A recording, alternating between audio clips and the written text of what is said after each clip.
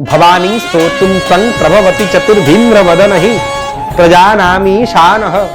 चतुरानन ब्रह्मा जोटी मत निवेश करि परंति नहीं त्रिपुर मथन पंचभिरपि साक्षात त्रिपुरारी भगवान शंकर तांकर जे प्राण वल्लभ भगवान शंकर लोकनाथ निजे पंचमुखरे मांकर महिमा गान करि परंति नहीं नसड भी सेनानी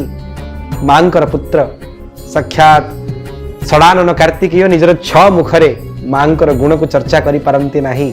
10 शत मुखैरप्य हिपति स्वयं बड़वाड़ सामंत बड़ ठाकुर 1000 मुखरे जे भगवती विमलांकर गुण को गान करि परंति नहीं तदान्यैषां केषां